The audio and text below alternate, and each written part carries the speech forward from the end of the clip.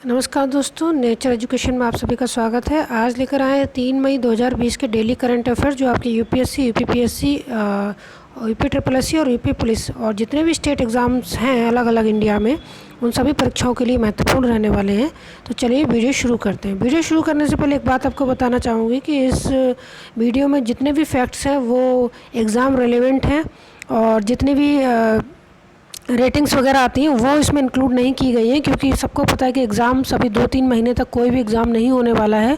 और रेटिंग्स जब भी आप एग्ज़ाम देने जाएं तो किसी जैसे जीडीपी गिर रही है या किसी की रेटिंग है तो वो करंट की रेटिंग आप 2-3 महीने पहले की पढ़ कर जाएँ। बहुत पहले की रेटिंग्स आपको कोई फ़ायदा देने वाली एग्ज़ाम्स में नहीं है। चलिए वीडियो शुरू करते हैं। तो पहला क्वेश्चन है, किसान सभा ऐप किसके द्वारा लॉन्च किया गया है? तो CSIR के द्वारा। किसान सभा ऐप जो है CSIR के द्वारा लॉन्च किया गया है। आगे चलते हैं। अगला क्वेश्चन है, हाल ही में, ये कथनों वाला क्वेश्चन है तो देख लेते हैं, स्टेटमेंट पढ़ लेते हैं। पहला स्टेटमेंट है, हाल ही में केंद्र सरकार ने मिड डे मील स्कीम में 11% तक कुकिंग रेट एलोकेशन बढ़ाया गया है। मिड डे मील स्कीम 1995 से शुरू की गई थी। और तीसरा स्टेटमेंट है, मिड डे मील स्कीम एक सेंटर सेक्टर्ड स्कीम है।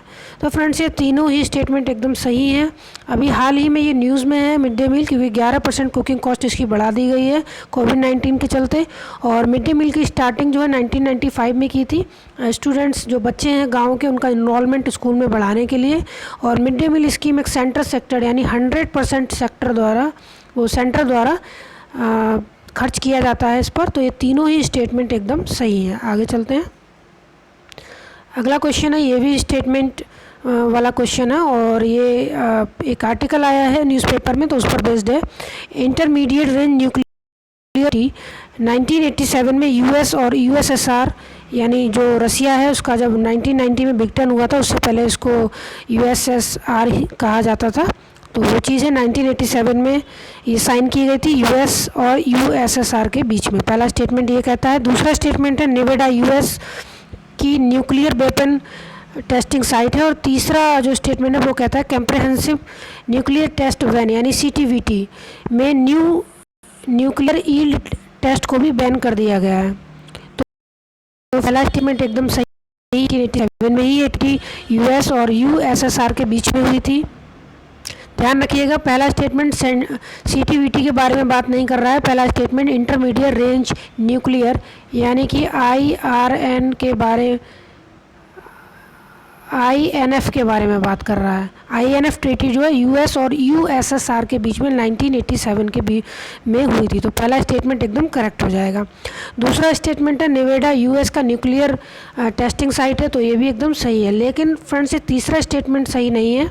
इसलिए सही नहीं है क्योंकि कॉम्प्रहेंसिव न्यूक्लियर टेस्ट बैन यानी कि CTVT में ईल्ड टेस्ट यानी छोटे टेस्ट जो हैं वो अलाउड हैं, अंडरग्राउंड टेस्ट अलाउड हैं। तो इस क्वेश्चन का सही जवाब हो जाएगा ए। इस क्वेश्चन का सही जवाब हो जाएगा ए। कथन 1 और 2 सही हैं। आगे चलते हैं। हाल ही में ICSE की टेस्ट रैंकिंग दी गई है तो उसमें पूछा गया कि टेस्ट रैंकिंग में पहले, दूसरे और तीसरे स्थान पर किसको रखा गया है। तो इस क्वेश्चन का सही जवाब हो जाएगा ऑस्ट्रेलिया पहले नंबर पर है टेस्ट रैंकिंग में, न्यूजीलैंड दूसरे और भारत तीसरे नंबर पर है। तो ऑप्शन ए एकदम इसका सही हो जाएगा। आगे चलते हैं। इसमें जो है ODI टेस्टिंग आप ध्यान रख सकते हैं कि पहले ODI मतलब वनडे, तो उसमें इंग्लैंड पहले नंबर पे है, इंडिया दूसरे नंबर पे है और न्यूजीलैंड तीसरे नंबर पे है। और T20 में ऑस्ट्रेलिया पहले नंबर पे है, इंग्लैंड दूसरे नंबर पे है और इंडिया तीसरे नंबर पे है। चलिए आगे चलते हैं। न्यू डेवलपमेंट बैंक जो है हाल ही में न्यूज़ में है तो उसके बारे में कुछ कथन दे रखे हैं, पढ़ लेते हैं इनको। तो पहला स्टेटमेंट दे रखा है कि न्यू डेवलपमेंट की जो दूसरा स्टेट डेवलपमेंट बैंक की स्थापना 2014 में की गई थी, जिसका हेडक्वार्टर संघाई है। हाल ही में न्यू डेवलपमेंट बैंक ने ब्रिक्स देशों को $15 बिलियन का ऋण कोविड-19 के चलते दिया है। तो फ्रेंड्स, ये तीनों ही स्टेटमेंट एकदम सही हैं। न्यू डेवलपमेंट बैंक 2014 में इस्टेब्लिश किया गया था, हेडक्वार्टर इसका संघाई में है। ब्रिक्स देशों ने मिलकर इसको बनाया था और $15 बिलियन का ऋण अभी हाल ही में न्यू डेवलपमेंट बैंक ने ब्रिक्स देशों को दिया है। तो ये तीनों ही स्टेटमेंट सही हैं और इसका सही उत्तर हो जाएगा ऑप्शन सी। आगे चलते हैं। अगला क्वेश्चन है, प्रहलाद सिंह पटेल द्वारा लॉन्च की गई ई बुक इंडिया रीडिस्कवर्ड किस प्रोफेसर से संबंधित है? तो ये प्रोफेसर BV लाल से संबंधित है। आगे चलते हैं। अगला क्वेश्चन ये भी स्टेटमेंट वाला है, देख लेते हैं इसको। कावेरी जल विवाद कर्नाटक और तमिलनाडु के बीच में है। दूसरा स्टेटमेंट है, हाल ही में कावेरी जल प्रबंधन प्राधिकरण आधिकारिक तौर पर जल शक्ति मंत्रालय के अधीन लाया गया है। तो फ्रेंड्स ये दोनों ही स्टेटमेंट एकदम सही है, ऑप्शन सी इसका आंसर हो जाएगा। आगे चलते हैं। अगला क्वेश्चन है, MSME मंत्रालय के सचिव हाल ही में कौन बने हैं? तो MSME के सचिव जो है अरविंद कुमार सिंह बने हैं हाल ही में। तो ऑप्शन ए इसका एकदम सही हो जाएगा। आगे चलते हैं। अगला क्वेश्चन है 9th, हाल ही में किसे ऑनलाइन वोटिंग आधारित फेड कप हार्ट अवार्ड के लिए नामित किया गया है या नामांकित किया गया? ये पहली भारतीय महिला हैं जिनका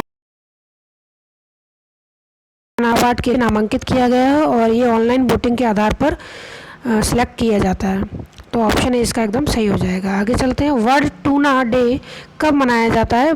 टूना मतलब विशेष प्रकार की मछली है और UN के द्वारा ये डे घोषित किया गया था और ये मनाया जाता है 2 मई